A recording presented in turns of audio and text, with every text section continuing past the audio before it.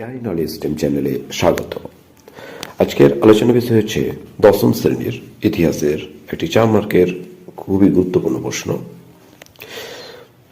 প্রথম অধ্যায়ের প্রশ্নটি হচ্ছে, আধুনিক ইতিহাস চর্চায় খেলাধুলা কেন গুরুত্বপূর্ণ উঠেছে, অথবা আধুনিক ভারতে খেলাধুলার ইতিহাস চর্চা সম্পর্কে যা জানেন লেখো।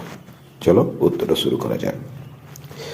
উত্তর: প্রাচীন গ্রিসে 776 খ্রিস্টপূর্বাব্দে অনুষ্ঠিত অলিম্পিক খেলার মাধ্যমে যে খেলাধুলার ঐতিহ্য শুরু হয়েছিল, আজ তার সাথে যুক্ত হয়েছে ক্রিকেট, ফুটবল, হকি প্রভৃতি খেলা।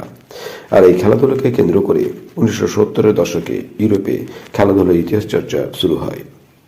মানুষের জীবনে খেলাধুলার গুরুত্ব বোঝাতে গিয়ে রোমান কবি জুভেনাল বলেছেন, মানুষ দুটো জিনিসের জন্য আকুল হতে পারে, রুটি ও খেলাধুলা। তারপরে খেলাধুলা ইতিহাস চর্চার গুরুত্ব। 1 নম্বর পয়েন্ট, দেশপ্রেম বা জাতীয়তাবাদের সঞ্চার। খেলাধুলার মাধ্যমে দেশপ্রেম বা জাতীয়তাবাদের সঞ্চার ঘটে থাকে। যেমন 1911 সালে ভারতের খেলোয়াড়দের নিয়ে তৈরি মোহনবাগান অ্যাথলেটিক ক্লাবের ফুটবল দল ইংরেজ সৈন্যদের নিয়ে তৈরি হওয়া ইস্ট ইয়র্কশায়ার রেজিমেন্ট দলের বিরুদ্ধে সম্পূর্ণ খালি পায়ে খেলে শিবদাস বাহাদুরের নেতৃত্বে মোহনবাগান দল আইএফএ শিল্ড জয় করে, যা ভারতীয়দের মধ্যে জাতীয়তাবাদের সঞ্চার করে। 2. খেলার উৎপত্তি। খেলাধুলার ইতিহাস চর্চার মধ্যে দিয়ে জানা যায় পৃথিবীর বিভিন্ন জনপ্রিয় খেলার উৎপত্তি স্থল এবং বিভিন্ন খেলার ধারাবাহিক বিকাশ ও বিবর্তনের কাহিনী। যেমনটা জানা যায় অলিম্পিক গেমস ও ম্যারাথন দৌড়ের ইতিহাস সম্পর্কে। 3 নম্বর পয়েন্ট, বর্ণ বৈষম্য রোধ। বর্ণ বৈষম্য বিরোধী আন্দোলনের ক্ষেত্রে খেলার ইতিহাসের একটা বিশেষ প্রভাব রয়েছে।